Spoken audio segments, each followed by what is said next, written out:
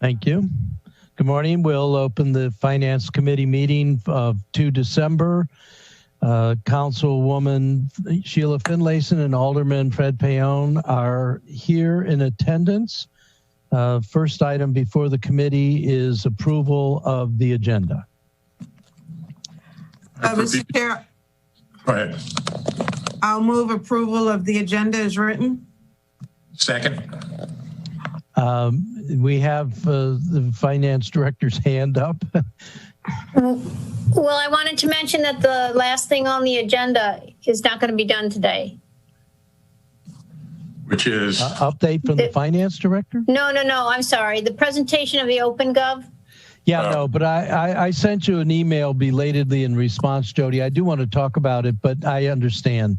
Okay. I got your email. And okay. I just wanted to say that that's not going to be today. It'll be at the next meeting if the Finance Committee decides to put it back on the agenda. Yeah. So I have some stuff to report on that as well. But all right. All right. So we have a motion to approve the agenda. Is there any further discussion? Failing that, all those in favor of the agenda signify by saying aye. Aye. Aye. The ayes have it. Next, we have approval of the minutes. I have reviewed the minutes, Mr. Chair, and I find them to be in order. I would move their approval. I'll second that. Any discussion? All in favor of approving the minutes signify by saying aye. Aye. Aye. The ayes have it. All right. Now we move to FT 4-21, the no harm legislation. Do we have, there's Ms. Smith. Good morning, Susie. Good morning, all. Morning. So I may have missed something. Do we have a revised version of this? Or is this what we have on our agenda now? It looks to me like it's the same one as the last time. Mr. Chairman? Yes. If I might start. Please. The document which I sent to you and to Takia and to the city manager and finance director, I think it was maybe Monday, is a new document, although it is not particularly different information. We tried to make it more in keeping with the questions that the committee had before and more understandable. And I've also asked Katie Edwards, who you see on your screen, waving to you, to be a part of this conversation if you would like to talk with her, because I'm not sure the committee has had a chance to get to know her very well. She is going to be the manager of the grant from the governor's office. She will be in her first year developing the program. And we want to have you know that the programs the program that we're talking about today, the No Harm program, the LEAD program, and other activities are going to be done with consideration of each other and in kind of linked in each other, so we don't have programs kind of out like satellites. And since Katie is here, she may and is saying she's here, you may see that she, you may ask her if you want to, but I just wanted to make the point that these are programs we're knitting together rather than being something separate. And I think I better close my door because there's something going on in the hall that you may be. Kick that mayor out. Yes, exactly. All right. So the conversation from the last time is coming back to me, and your comments you just made, Susie, sparked that, which is it was apparent to me, and I think the rest of the committee, that there is a whole array of programs that are being contemplated, and this is just one part of it. And I was hoping that we would get some kind of a presentation that would give us context for this program in a whole set of programs. I will offer from my own perspective, and I'll let the other committee members speak for themselves, that we are trying to figure out the relationship between this activity and activities from the police department, and things like monitoring shots fired and so forth feel like that's something that ought to be, excuse me while I try to pull up your email, Susie. There ought to be some consideration of coordination or an explicit reason why there's not. So I guess there's three things for me. One, I don't know, Taki, if it's possible for you to put up the newer version of this document, because I don't think anyone has seen it. I can tell you I haven't seen it because I haven't looked at it rather than I didn't get it. So that's my bad. I can send it to Julian so we can put it up, but I just sent it to Alderman Payon and Alderwoman Finlayson probably about 2 minutes ago. Is this the document that's attached to our agenda? No. Apparently not. Or is there a newer one? Okay. The one I sent there's a newer you, one. It's a newer one that I sent you probably, I think Monday, Alderwoman Finlayson, and we would be happy if you would like a presentation from Tola about this program, and Katie could add on to that. I see that Rhonda McCoy, our new member of the police department, is also available here. I'm not sure how familiar she is with this program, but she will become familiar because she's a new person. And she's a great addition to the police department and to the city staff.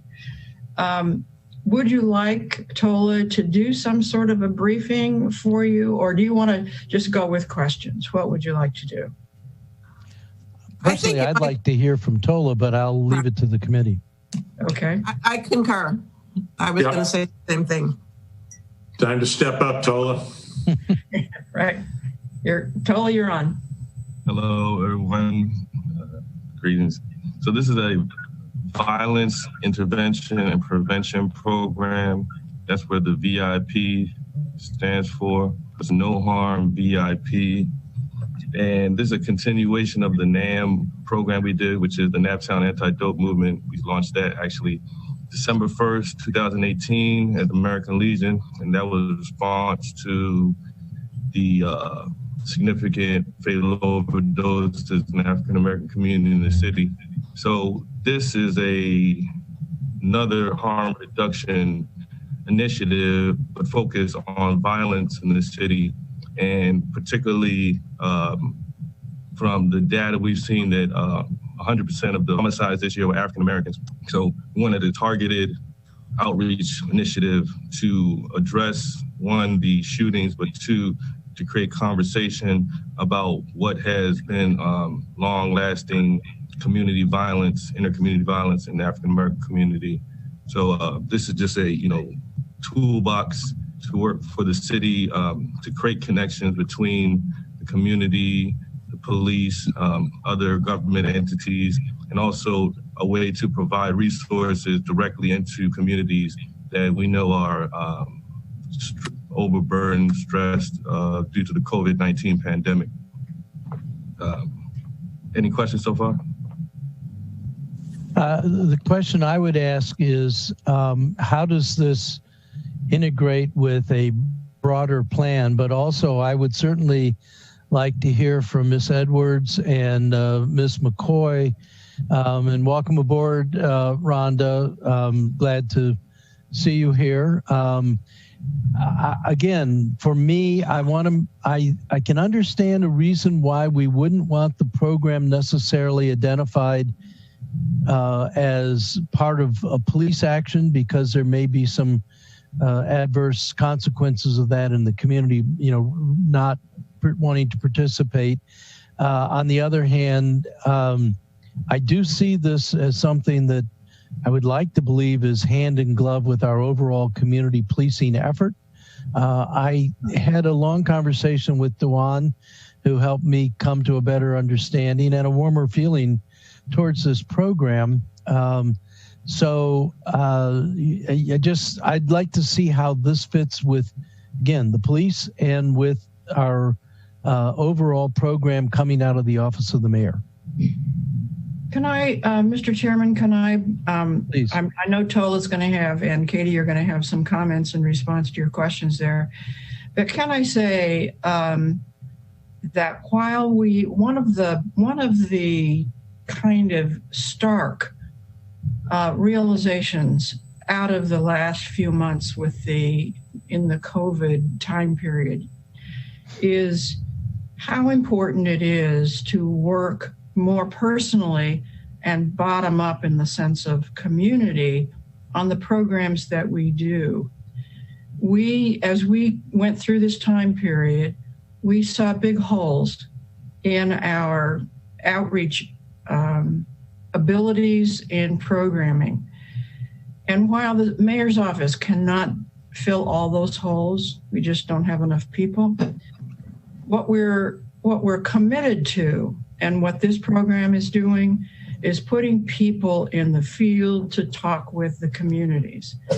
So while we will, of course, be working with the police department because we do, I would say this is more the thread of community action and community involvement. It doesn't stand just by itself in the police department relationship. It stands in working in communities and working from the basis of what is happening. Probably the most dramatic example of this during these time periods, but by no means the only one, was the fact that people who speak Spanish in our city did not have accurate information about the resources that they could tap into for COVID information, testing, and treatment. So when we see these holes, when we see that we've got a violence situation, some of it's drugs, some of it's mental health, some of it's police, some of it's other reasons, we're trying to kind of turn this around and look at it, what's happening in the communities, and develop programming. And to where it fits with other activities, we fit it. There's other police programs about that the police department is doing. It's all going to wrap together, and Katie can probably talk best about that because she will be the most directly involved with programs that are happening in the police department. So I just want to say this is a philosophical effort of the mayor's office, and it's not so much whether there is any specific program. You know, we might have others as time goes on because we see a need. It's a philosophical, hands-on, let's get people in the field where that we can get this kind of information so that we know what we should be doing, or frankly, what we think the county should be doing. That's what we're about here. So would you like Katie to give you some more information? Yes, but I also, committee, please chime in as you feel the need. Well, I just have a question. I'm not familiar with Katie. So could you begin by introducing Katie to us? Obviously, she's a new city employee. Yes, she's a city employee. She's the manager of our grant program. And best for Katie to talk about herself, I think. And so why don't you introduce yourself, Katie? And I'm glad that you're here so that the committee can get to know you better. She's in for the long haul. And what grant program is this? Is this the state funding the $55,000 grant that we discussed last month? Yes, it's that this year, and then it balloons afterwards with an actual implementation. Yes. And she's not alone. She is alone. There's two people there, so you're going to introduce. No, it's not Rhonda, it's Erica. Oh, I'm sorry. Where's Rhonda? Oh, Rhonda's not And Rhonda, I'd like to just say welcome. I haven't had the chance to meet you face to face, but I've heard lots of great things from the chief. So welcome. Right. And welcome, Katie. I hadn't heard anything about you, so please. Thank you so much, Alderwoman Sheila. It's nice to meet you. Katie Edwards. This is I think officially my second week. I appreciate Susie doing everything to introduce me into this space. And the wonderful person I'm sitting next to is Erica Griswold, and she is our new community outreach coordinator. So we are working together to basically interweave her knowledge of being in the community and knowing the issues firsthand, and my knowledge of grant management, working in behavioral health for 8 years, working in high crisis situations and understanding how to implement program structures. We're trying to bring both of these strengths together while looking at this program. So as I'm sure you were able to learn last month, the LEAD program is a police diversion program. And the aim of this program is to ensure that low-level crimes are diverted to community resources. So what that means is that, let's say that there are folks who are continuously interacting with law enforcement that as a community we see are just in need of assistance. One, that's just a waste of money in the long run, because there are ways that we can intervene and help at the point of contact that aren't being arrested. And so what we hope to do is create a program that folks will be able to enroll and receive services of what they are looking for. This could be shelter, this could be food, this could be harm reduction services. It's actually listed out in looking at that VIP program, the services that we hope to bridge in the community. And there are sort of multiple ways that we can approach this and be creative in how it fits into our community in Annapolis. And I think a huge strength that we have is that this grant is with the city, so we can create a community team that is able to enroll folks and have the police also doing similar work in when they meet folks in high crisis situations sometimes. So we want both of these teams to be fully functional and able to catch folks before in a prevention-based manner, the VIP program doing that work, and then also at that point of contact in a diversion way. So we're hoping to bring both of these coordinated efforts under the goal of the LEAD program. May I, Mr. Chair, may I ask another question? Alderwoman Finlayson, I can't hear you, but I see that you're talking. I'm not muted. Can you hear me? I can hear you. Oh, I'm sorry. We're dealing with audio stuff in here, and that's my apologies. Thank you. Would you be repeating yourself? My question, how do you plan to interface, one, with the social worker, and two, with Ms. McCoy and the police department? Absolutely. So I believe you're talking about Erin Lee, who's been hired on under the city manager. Is that correct? Yes. I have not yet met her, so you probably know more than I do. So our new social worker, is that? Sure. Yes, and so she's not exactly under the mayor's office, is what I've been told. Right, she's not. But we have met earlier this week, a phenomenal young woman, and we have talked about ways in which we can coordinate her history, her professional history, her history coming out of social work school with our efforts to ensure that we have proven methods that are going to work. So she's on our team, but she will be operating under the city manager. So I don't want to cross any lines that I'm not supposed to there. But just know that she is excited and knows what's going on and wants to be a part of it in any capacity that she is able to. And then in regards to Ms. McCoy, I haven't had the pleasure of meeting her, but I do have a meeting tomorrow with Chief Branston. And we will be discussing how to, I'm sorry, that is my apologies, Chief Deputy Branford. We will be meeting tomorrow, and we will be discussing ways in which APD will be taking on this effort and integrating harm reduction training programs into the Annapolis Police Department. Thank you. I see City Manager Gerald, please. Yeah, thank you. So Tola and I have talked a lot about this, and we talk with Dewan too as well. So our anticipation is that Ms. Edwards and Ms. Lee will work very closely together. They'll share an office at the Stanton Center. They'll share time at the resource centers, and they will maybe not be completely attached to the hip, but they will be working very closely together.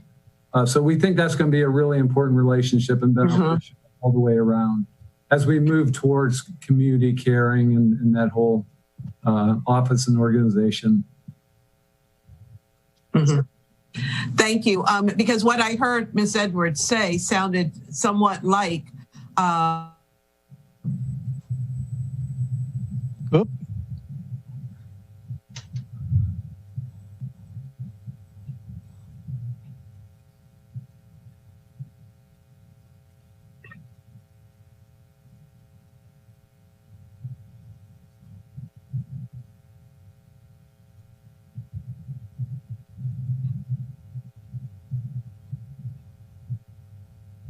I'll give her a call. All right, thank you. Alderman Payon, you've been silent during this while we're waiting for Sheila to return. Do you have questions? And I can't ask Sheila because she's not available, but have you had a chance to read this newest piece of information, which I want to thank Susie and Tola for? Much more helpful in terms of the specifics. I appreciate it, and I apologize that I didn't get to it sooner. So Fred, Fred, you're on mute. And Sheila is back. I don't have any questions at this time. I'm all ears. I mean, I'm listening. Okay. I'm trying to learn, and I found this to be certainly mildly helpful. I think I haven't been over it enough times really to absorb everything that's here, but I'm here to listen. Yeah, well, I want to interject. I had some concerns about the format of the material that's in front of me that are more in terms of procurement and accounting kinds of things, but I think our general policy from the council is that it's not our job to, I hate to use this word, but micromanage. It's a program that the Office of the Mayor is embarking on, feels is valuable.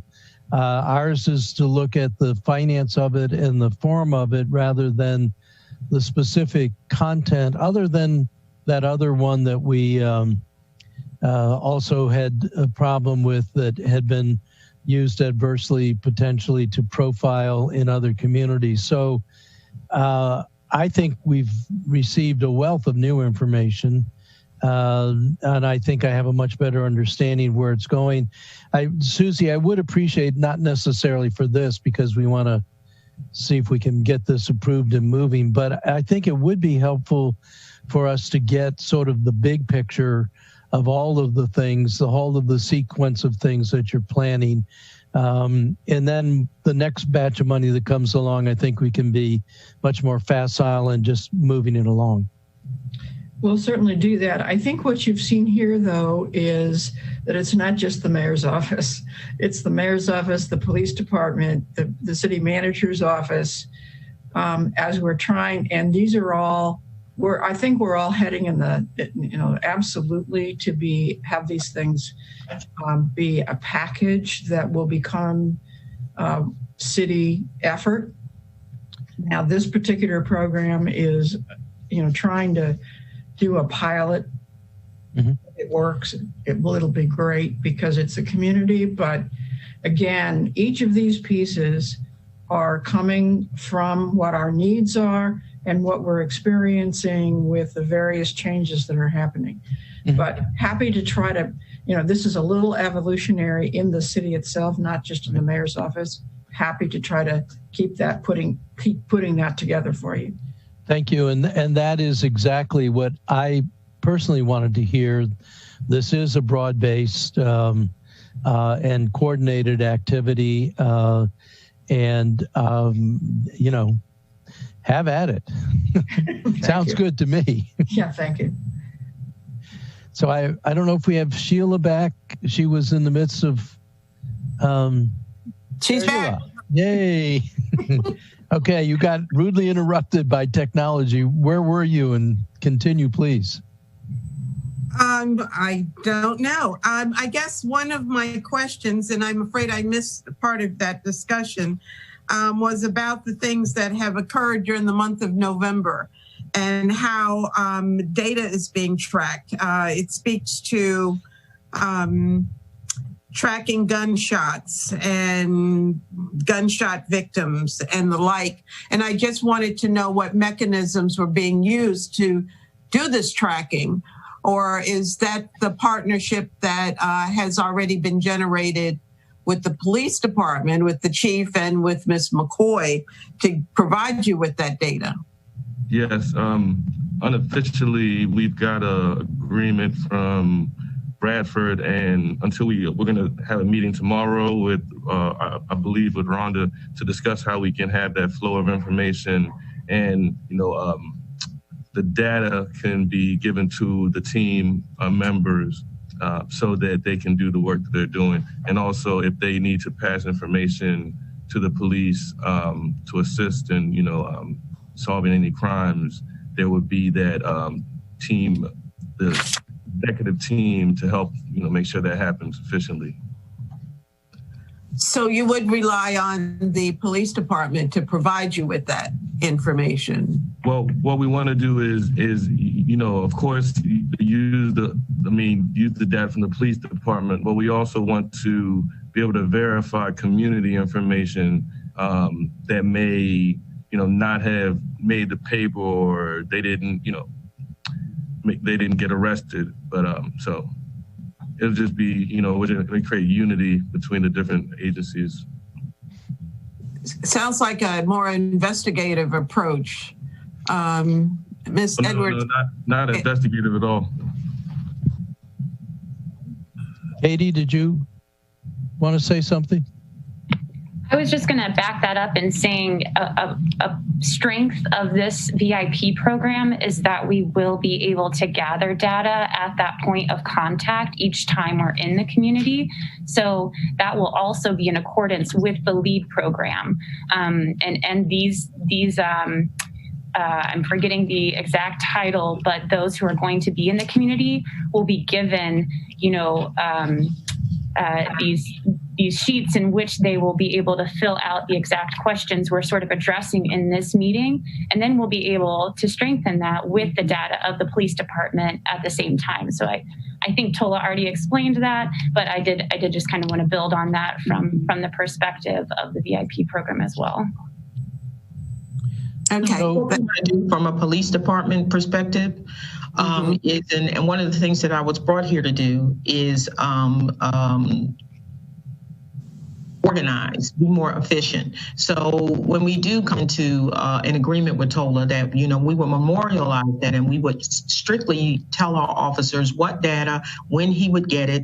So he's not guessing about when he would get it, how he would get it, and what he's supposed to get, and be very deliberate to tell our officers in writing and have a good understanding that this is what's supposed to happen to make the program work. And so finding that a lot of systems are built on ad hoc structures, and so we want to provide a real structure when TOLA is ready, and to tell us what he needs and what he can provide in that data, and be very deliberate about when he's going to get it and how, why, who, what, when, where, how. So that agreement has been codified yet? No, ma'am. Well, I think that what I'm hearing from Susie and Tola is that this is a whole new approach. It is somewhat ad hoc because we're feeling our way. I've listened with some empathy to not only the passion but the anguish that our colleague Alderman Gay has been expressing as friends of his.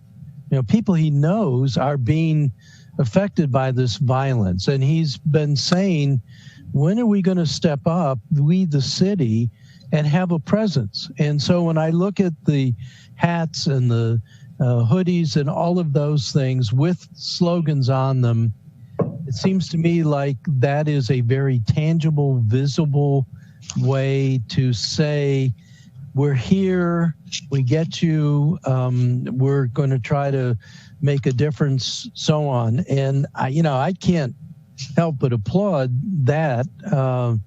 And I know, in having had a fairly lengthy discussion with Dewan, he is feeling very positive about this. So, and I don't know, colleagues, if you've had a chance to look at the materials that we got, but it goes into much more detail. I would ask that this be made part of our record, Takia, so that this detailed thing, so you can see that there's 10 individuals that are going to be going out sort of like foot soldiers on the ground. We have an engagement specialist and a community support and so forth. There's a fairly explicit definition of the kinds of goodies, which are the eye candy, here, we've got something for you, listen to us, sorts of things, pretty well laid out in this new document that we have.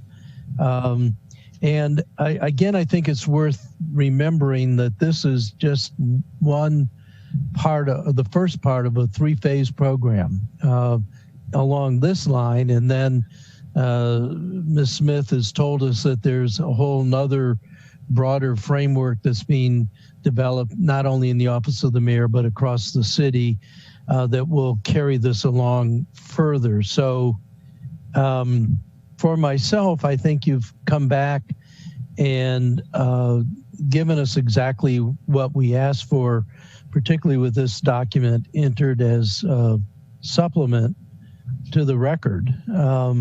So I appreciate that, first of all, and I'm convinced. I would like to hear from my colleagues where they are, but we have this before us for approval. It's unfortunate. Takia, let me ask you this. This is something that if we approve it can go into the consent calendar for the 21st, right? We don't have to wait until a legislative session. If in fact this committee approves this today, it can be on the agenda in the consent calendar for the 21st. Yes, but it's also going to public safety on the 7th. So I guess it would depend on what happens there. For us to get, okay, good. Well, that's good. We did want it to go to public safety. Fred, you'll be able to carry forward the knowledge you've gained from this meeting to that meeting. So we are delaying this. We have delayed this a little bit, but we're not delaying it into January at least. So that gives me some solace. Where are we, committee, in terms of a motion on this particular matter?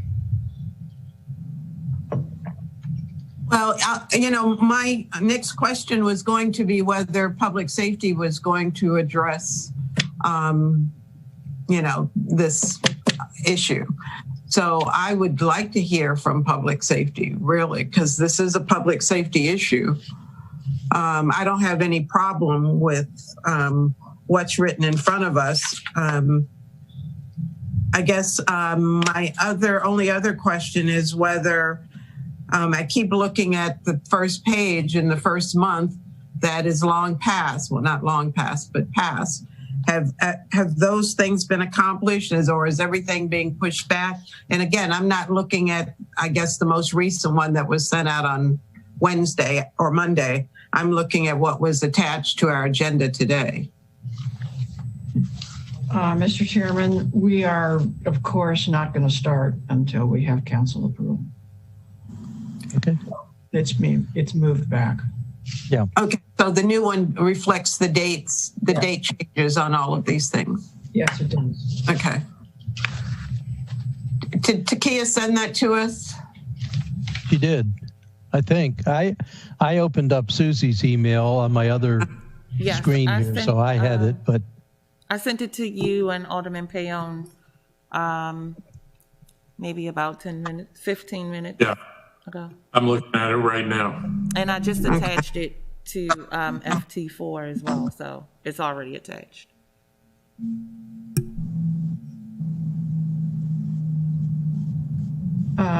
Mr. Chairman, I would ask if it's possible for the committee to move this, because I don't want it to be, we know that the chair of the Public Safety Committee has been involved in this. It won't move ahead if they don't move it ahead, but I would ask that the committee move it out of the Finance Committee so that we in fact can get it into the December council meeting, if we would, please. So I'm not sure where the committee is. Sheila, I think you and I had talked about this offline, want to hear what safety has to say about it. I understand that feeling, and I have some sympathy there. On the other hand, I also am loath to push this into January, given the good feelings I have from the additional materials we've received. But the committee has to be comfortable with this. So I'd look to you, and I'd also look to you, Fred, to get an expression of where you are. Do we have another meeting this month, or is this our only Finance Committee? Actually, we do have another meeting this month, don't we? Yeah, which would fall after the Public Safety Committee. I have no interest in holding this up and pushing it out till January. Absolutely not. And I'm looking at what was just sent to us from Takia. Ms. Green, I'm sorry. It's okay. The next meeting is on the 16th. 16th, right. So Why we put it on the 16th, then that's after public safety, but before the council meets, so that should give us time. But we're really not putting anything off as long as it's done before the 21st when we have a meeting. So, and that will give us all more time to go in. I have to admit, I skimmed this very quickly, so it gives us some time to do it. But I would like to say, at least for myself, that I'm not just comfortable. I think I'm pleased with what I'm seeing. So I'm favorably disposed to moving this along. But I do think that one of the reasons why we have these committees and why we have a council is that we do need to get everybody to a place of comfort, and here having more time to read this and time to, I will try to make it a point to tune in to the Public Safety Committee to listen to the deliberations there. So I certainly want the committee to be comfortable, and I'm open to a motion. Sounds like it's a motion to defer this to our meeting on the 16th of December, with the notion that we can sit in on public safety and still do our business in time for this to be, if everybody is agreeable, be on the agenda for the city council meeting on the 21st. So moved. Second. All right. Again, I want to thank you, everybody on the call. Mr. Chair, I do have one more question before we close this out. Certainly. All right. Sorry. I'm looking at what Ms. Green sent, and I'm looking at what was attached to our agenda today. Mm-hmm. And what was attached to our agenda has, I guess, maybe a clearer format.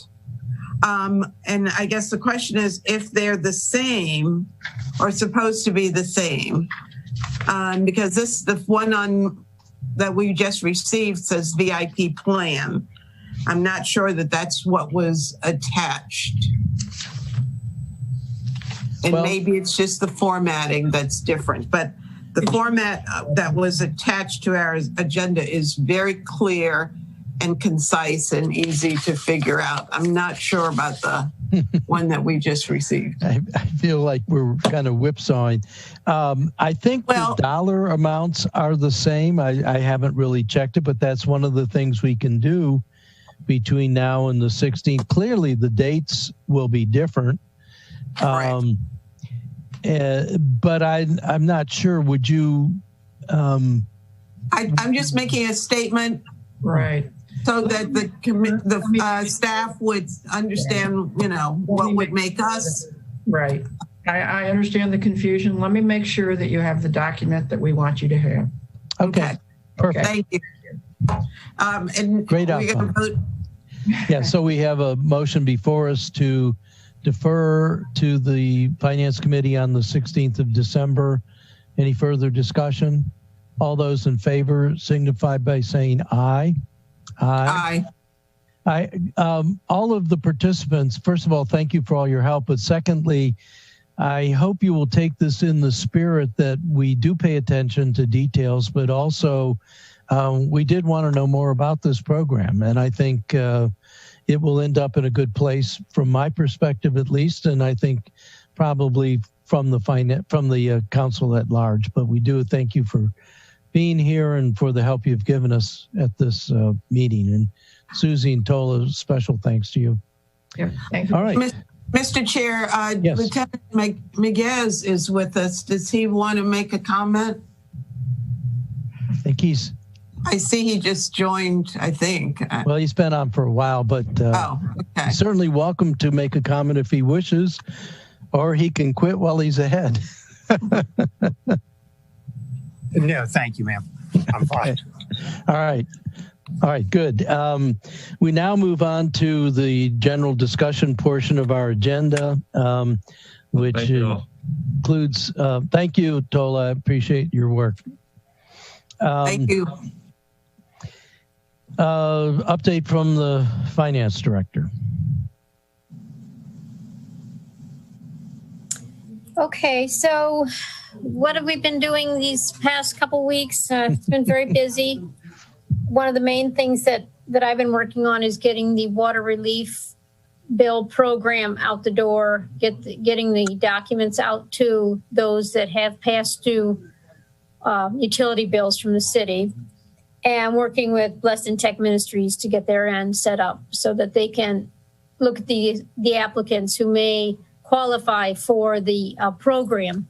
And so that's been the bulk of my time, besides doing the CARES reporting and getting that back out again in report form. We're working on getting the CAFR done, although that's kind of taken a back seat to some of these other things I've been working on. I'm setting up interviews for Assistant Finance Director for next week.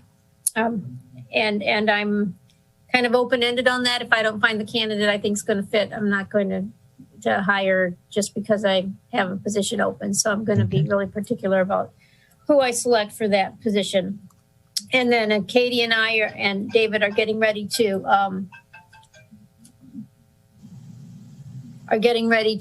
give the instructions to the departments for the budget development coming up for 22.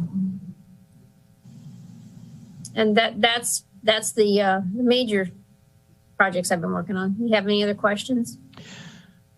I have some information.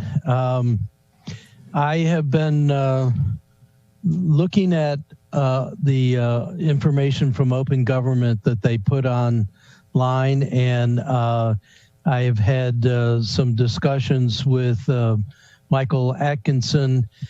It occurs to me, Jody, that most of the council members, because of the turnover in the election, and the mayor, have not ever seen even the basic presentation of Opengov. Mm-hmm. And I was impressed when I saw it. I was impressed with the facilities it would give us. I remember Alderman Israel talking about not being comfortable with the spreadsheets that Mr. Miller provided for us, but was quite happy to see graphic presentations of the budget. And that's certainly one of the facilities that Opengov gives us. So I'm looking forward to when we actually will get everything all loaded and see a demonstration. I, though, would suggest that we might want to see if we can't get Opengov to talk to present a demonstration to us, either in a council work session, or we can invite them to a finance committee meeting where they can, other colleagues can join and see that. Because I think for many, it's just a great unknown. I also found out about this premium support program, which may be some relief for me because I volunteered to put up all of the history by hand at our last budget meeting, and would really like to not have to do that if possible.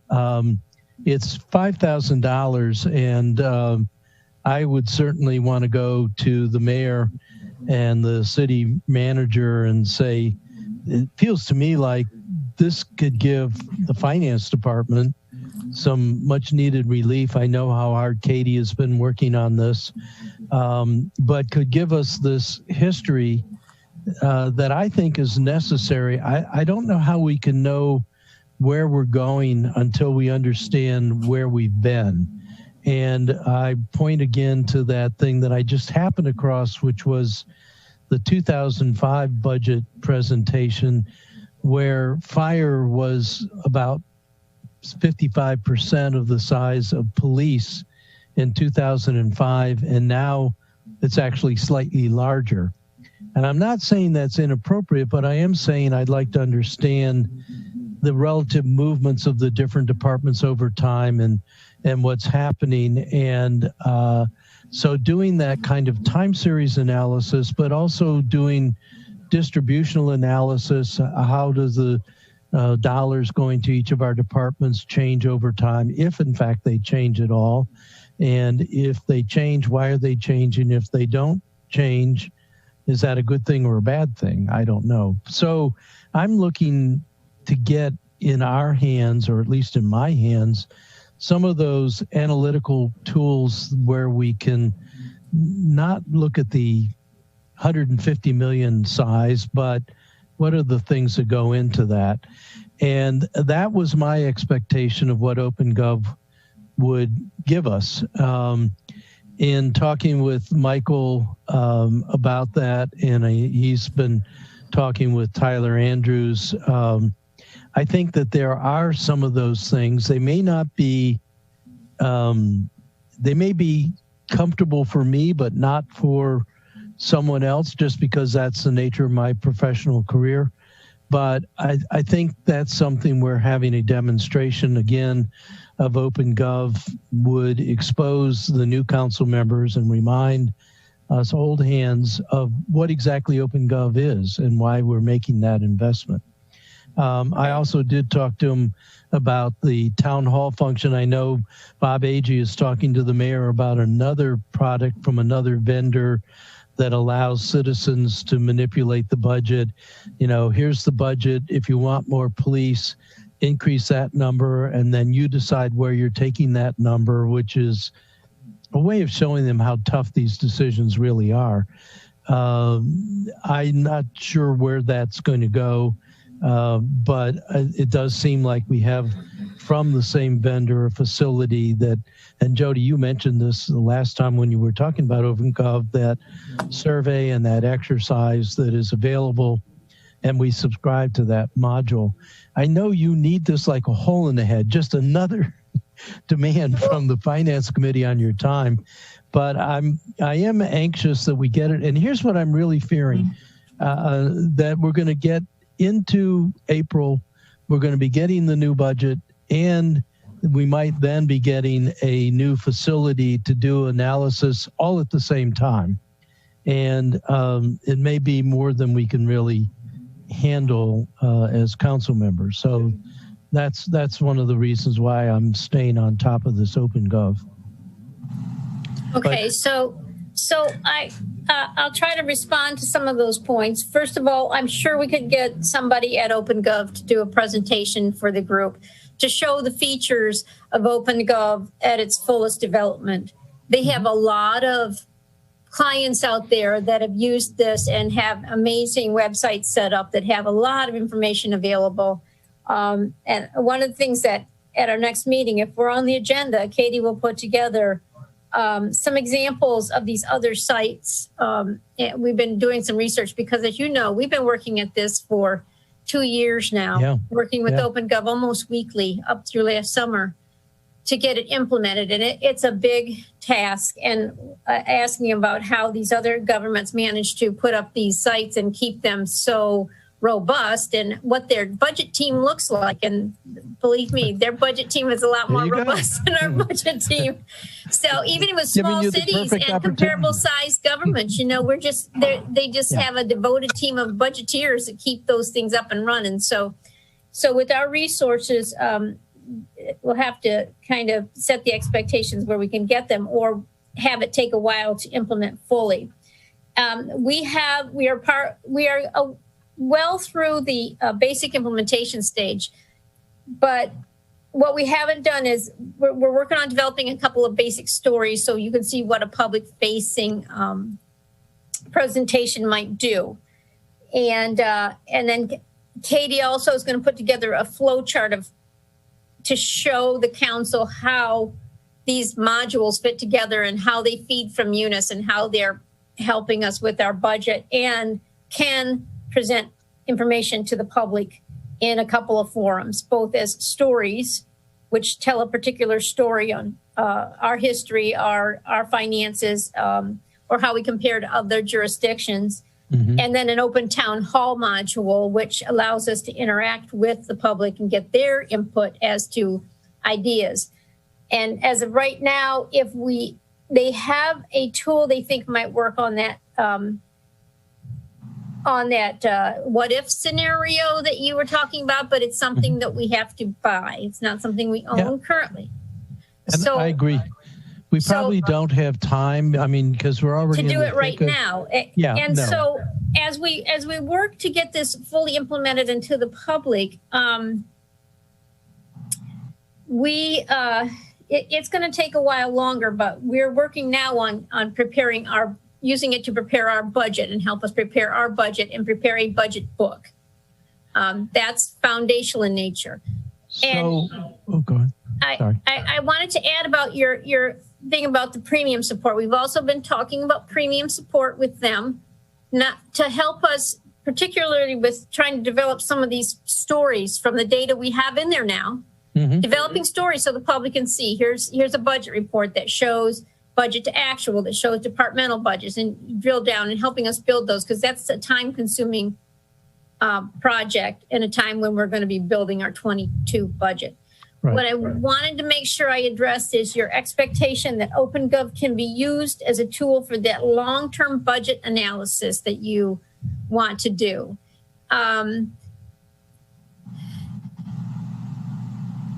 Opengov uses transactions. It feeds our actual and our budget transactions over time. And we only have full transaction data in there from FY19 forward. The years before that are not in there. And so if we used Opengov, we'd have to do a manual entry process for the older years. And I'm just not sure if that's meaning you wanted to go back like 15, 20 years and look at how the budget looked back then and do some analysis. I don't know if Opengov is going to be the quickest way to do that. And that's fair. And I did talk about this with Mr. Atkinson also. Apparently, we changed our chart of accounts. So there was data in Opengov apparently before 2017. And they can load that for us. Obviously, that costs money. They can. You remember we changed the way we're budgeting in 19, where instead of we're budgeting for everything now. And before we didn't have all of our transactions budgeted. So the whole formatting changed in FY19, which was the first full fiscal year of the new administration. And so if you were to load those old years, you definitely have some comparison issues. that we'd again have to somehow iron out so that the person looking at the presentation would be comparing apples to apples. And Michael discussed that directly. He said that there would definitely be a break, so it wouldn't be apples to apples, but that we may be able to make it so that it gives you enough information, and maybe instead of time series analysis, we can go back to cross-sectional analysis like I talked about with just noticing the size of fire budget in 2005 relative to police versus what it is now. That would be easier to pull out components and say, how was this done 15 years ago? And I see, so for me, I would like to have a discussion with Chief Ramali and say, what was different in 2005? We had 3 fire stations there. And I know one of the things that Chief Stokes told us was, well, when we had the great financial difficulties back in 2009, the mayor at the time, Mayor Cohen, asked us to take a hit of 11 firefighters. And we never got that restored until we accepted the SAFER grant. But that isn't the case in 2005. So basically what I want to understand is, how are we growing? Why did we do that? Can we afford to continue to do all of the things that we grew, the reasons we grew in this current environment? Is that something we can suspend and then pick up? All of those kinds of things so that we can make sense of where the budget situation we're facing in 22, not just do a 10% cut. I hate that. I think that's a lazy way and a counterproductive way to do that kind of thing. I think we should understand, if we're making cuts, what those cuts do, what we're cutting. Maybe it's cutting something we worked very hard to get into place. We just get it working and boom, we cut it because we're facing I hope, a temporal budget shortfall, mainly brought on again, I hope, by COVID. I think there are some structural things that we have to deal with. So I'm just looking for a tool that would allow us to more fully understand where we've been, how we got here, and what is a sensible approach that isn't a permanent lopping off of something that we worked hard to get. So that's my goal. I think that's your goal. I think, David, that's your goal too. That's what is our responsibility as stewards of the city's finances. And this offers, for me and my particular background and taste, a potential way to look at that sensibly. And I know it comes right on top of everything else you're doing. I noted that I believe in the water relief program, but I noted that it interrupted work you were doing to try to run finance as usual and get ready for a budget. So I understand all of these interruptions, and that's why, if there is this premium program help from Opengov that takes it off of your shoulders, if it in fact does that, I'd be really in favor. At $5,000, that seems like the bargain of a century, if it is a bargain. So then if we thought about this, this support from Opengov, and if we could find the funds to do that, we had intended, our idea was to use them to start building stories, to make this budget data that we have in there public facing so that we can show more to the public. But you have said something about you want them to help with a project that does long-term analysis. So I don't think that that's going to be enough for both. And so that's fine. And I think that we're talking about $150 million, $5,000 or $10,000, whatever it takes, seems like a small price to pay. But I'm more than willing to concede to your expertise. By the way, they talk warmly about the relationship that they have with you and Katie. So I think we have a very productive operation going on here. And I think they had a great deal of sympathy for the pressures that you're under. some of it brought on by me, sorry. But we're under some pressure too. We're facing a big decision for the rest of this fiscal year and an even bigger decision for next fiscal year. And I feel like we're in the blind. And I'm not comfortable with that feeling. And if this is something, again, I'm more than willing to accede to your judgment, something that we can get some outside help to put together some things. If nothing else, then just keep me busy and out of your way. I would like to try it. And David, I'm appealing to you on this as much as to Jody, because this is an expenditure of money, and you obviously have to advise us on your feelings about how wise this is to do. But I did do some homework. I did try to go back and remind myself what open government was. I did talk to them specifically, and they're more than happy to come and give us a presentation to inculcate all of the new members and remind all of the old members of what Opengov is. We have committed to Opengov path, so we ought to, at a minimum, let people know what it is. And then if there are some services where we can use them as staff extenders, and that's a additional if it extends staff time rather than takes up even more staff time, I would certainly like to meet with them and you and Jody and whomever and anyone else from the council and talk about what it is they can do and what it would cost us.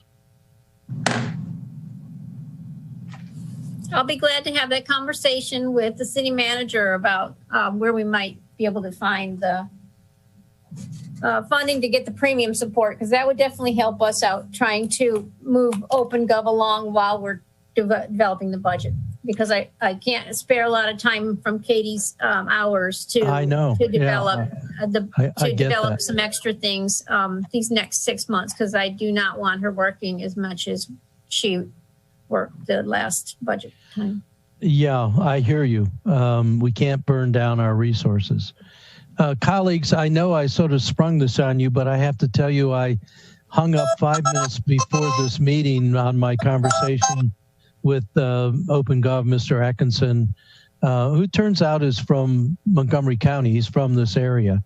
It was a very enlightening conversation. I would welcome a similar conversation where you're involved to get your perceptions of this. I know I have a particular penchant for wallowing in the data that isn't shared by everybody, and this may not be something that is useful to you. And if it's not, if it's only for me, while that is important to me, it might not be as important to you or the city manager.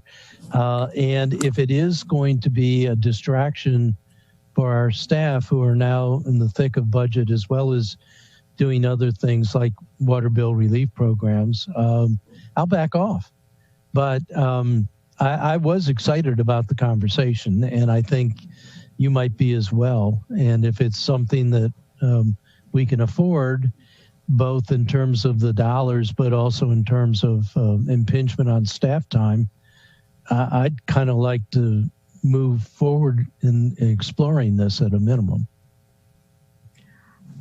Well, I think that we should ask for an invoice, for lack of a better description, that would indicate not just the expense, but other manpower that will be needed, so that we can make a determination as to, one, whether it's needed, two, whether it's affordable, and three, whether it's doable, whether staff can manage it.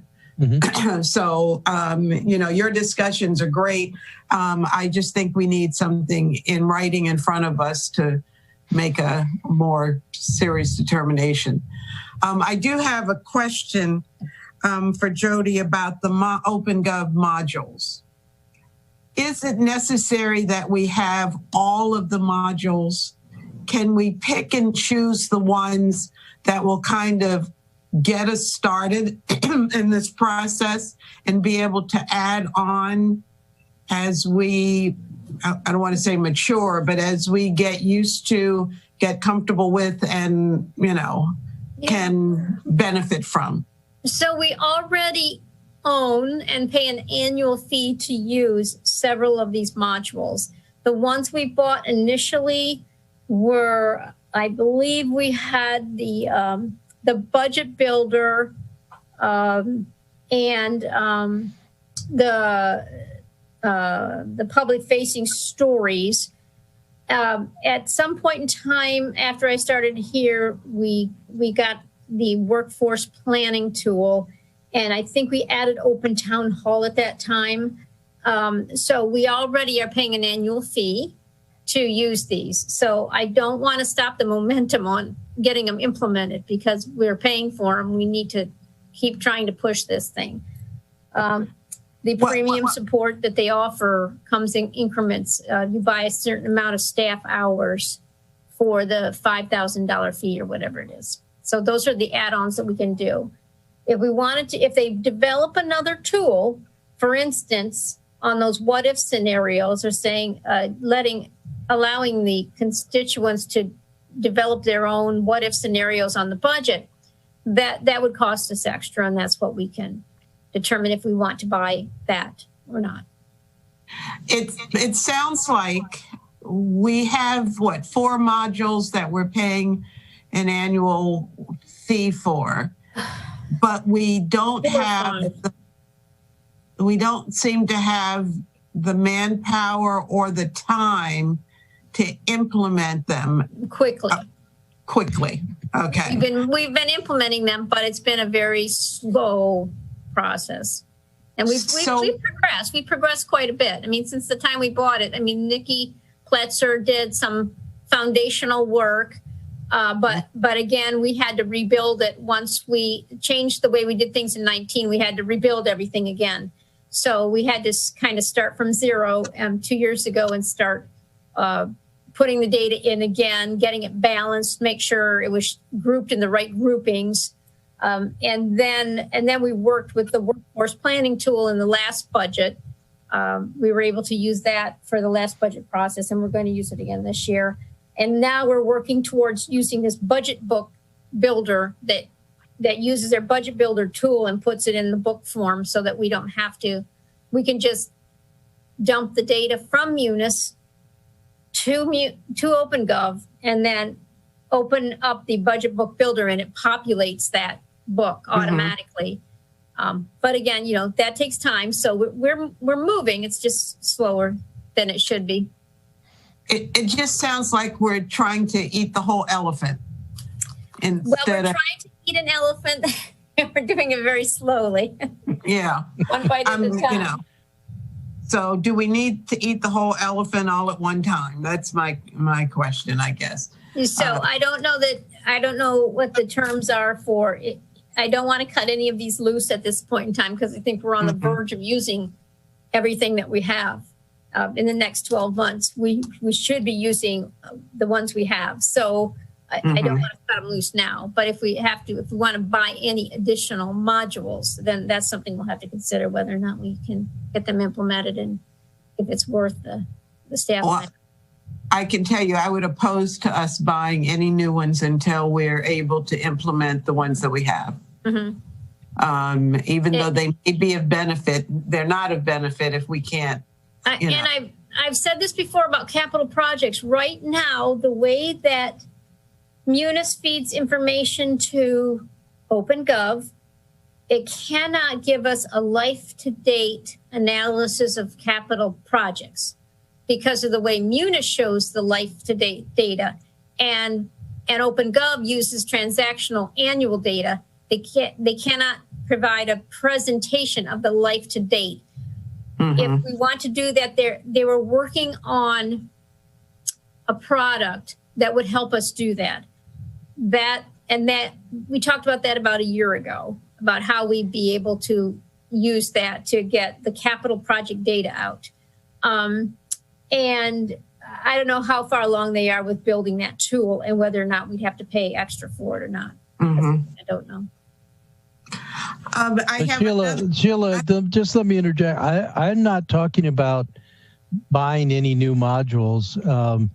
I made the call because I needed a fuller understanding. I think I have it now.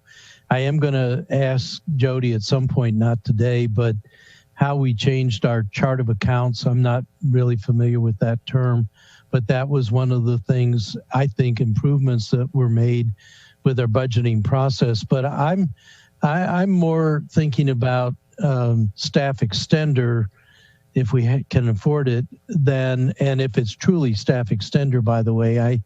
I know that sometimes getting outside help requires that the inside provide a lot more help, and I'm not interested in that. But I'm not talking about buying any new modules. I think we already subscribed to enough, but some help and help for us, hands-on things. I remember Dick Israel talking about how he couldn't work with the spreadsheets, but if you could show him some charts, he could understand what's going on. So I think there's different levels of understanding and needs. So some people don't want to get into the nitty-gritty of it, and they're probably the sane ones, but others are more inclined. So I'm not talking about new products.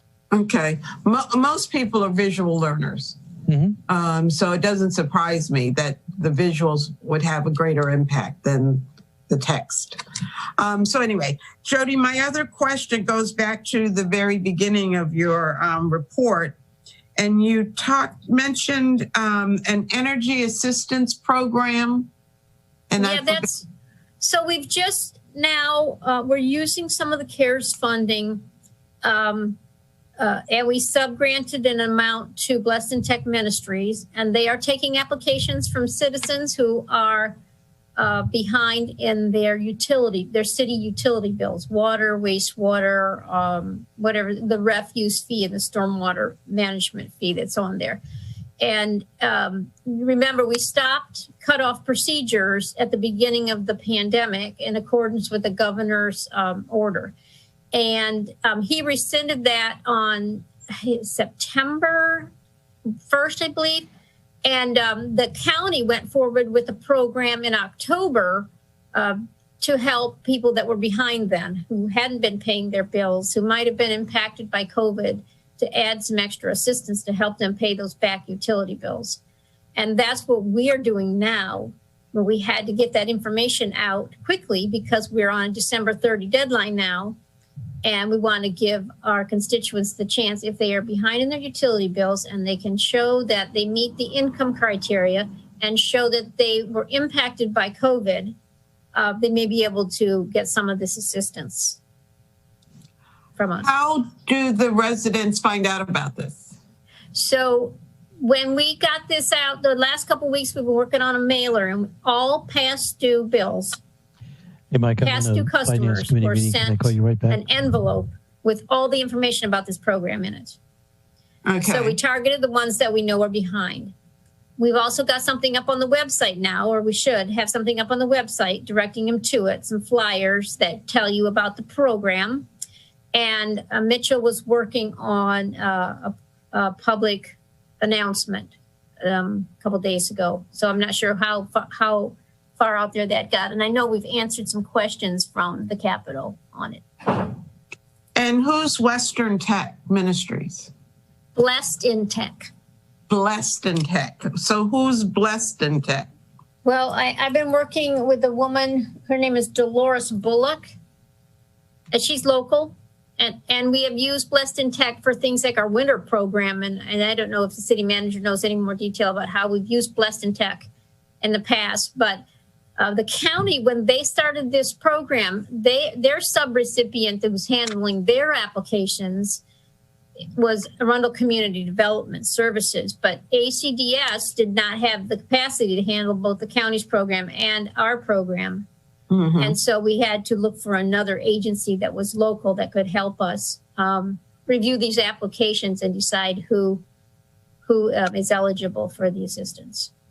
Yeah, they're an organization that OEM has used a lot in the past and has had very good success with them. So we contacted them to see if they felt like they had the capacity to do this, and they did. So so we have confidence that they'll be able to carry it out. I've heard their name, but I don't know what the frame of reference was. They might have been one of our community grant recipients. I'd have to look at the list to see if they're on there, but you might have heard of them from the community grants. Okay, I just wondered. So should we do anything to help advertise this? And if so, how do we get the information, or is that being taken care of already? I know you said Mitchell was going to send out probably a press release, and it's on the website, did you say?